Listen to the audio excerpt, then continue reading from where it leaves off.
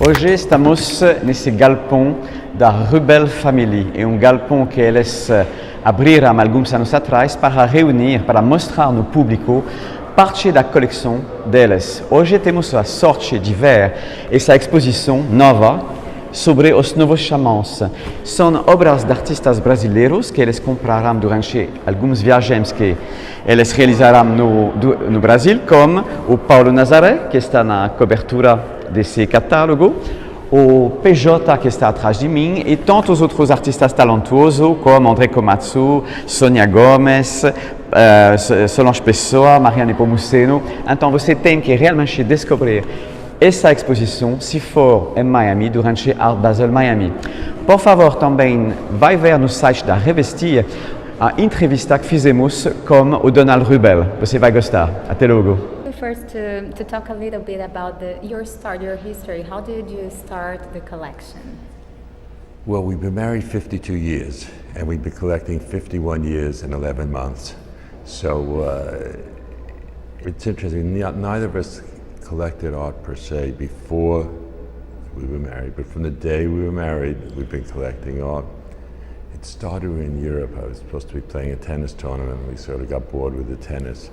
So we started going around to galleries and found that was much, much more interesting than tennis.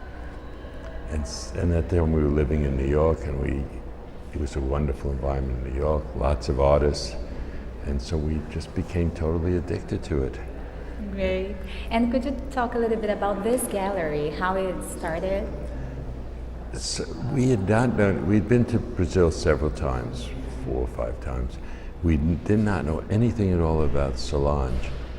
And actually we were at a cocktail party, of all strange places, and we got a little bit bored of the cocktail party, went into the bedroom, we saw some drawings on the table.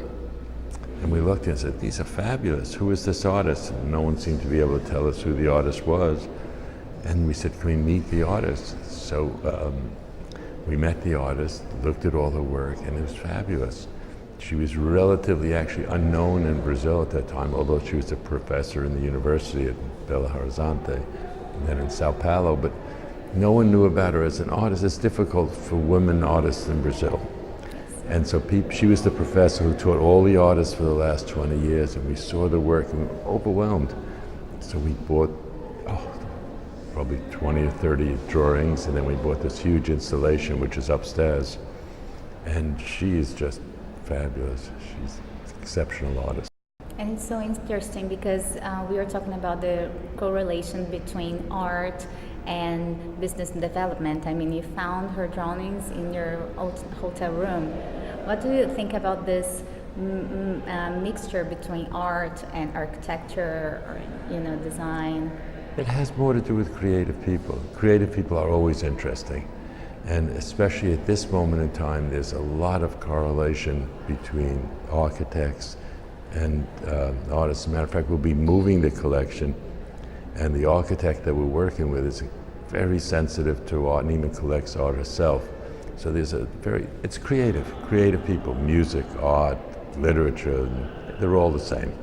And could you talk a little bit about the new gallery that is opening, where it's going to be, the architects involved, the project? It's going to be about a mile away from here.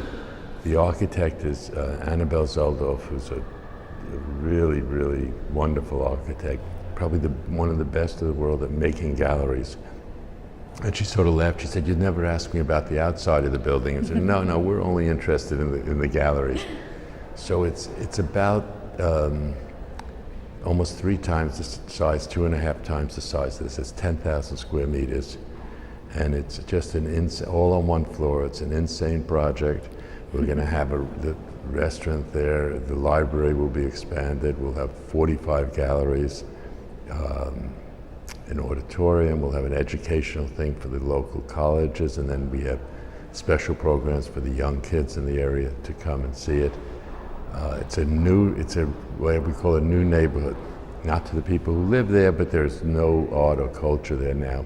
It's an old warehouse district, and warehouses make the very best spaces for museums. Yes, we've been seeing this here in Miami, and you were one of the pioneers this type of gallery and warehouses. And could you just comment how it changed the environment, the urban space? Well, it's incredible. When we first came here, we were the only art or cultural institution here. It was a relatively poor neighborhood.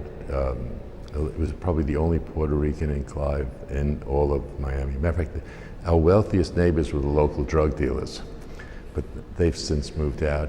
But it developed to the point now where there are probably 60 galleries within walking distance, restaurants, bars.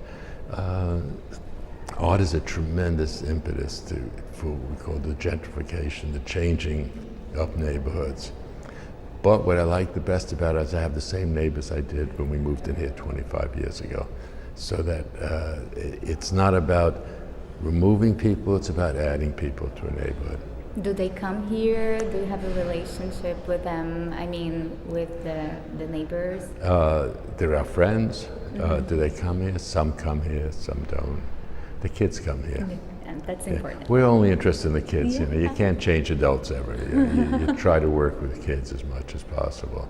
It's true. And we hope to be able to do the same thing in this new neighborhood, with more space and more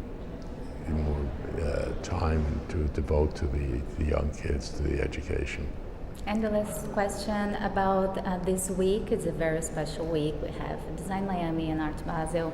How these events influence your gallery? Well, last night we had a welcoming party and we had 5,000 people here. Wow. So yes, Wow. For us it's very exciting. And it's my wife was probably the primary person responsible for bringing Art Basel here. We'd been going for years and years. She approached him and said, why be in Art Basel in the winter when you can come to Miami and have a wonderful time? And Miami, in a sense, is the crossroads for America. It's North America, it's South America, it's Europe, it's Asia. The easiest place for everybody to get to. And we do have that lovely weather.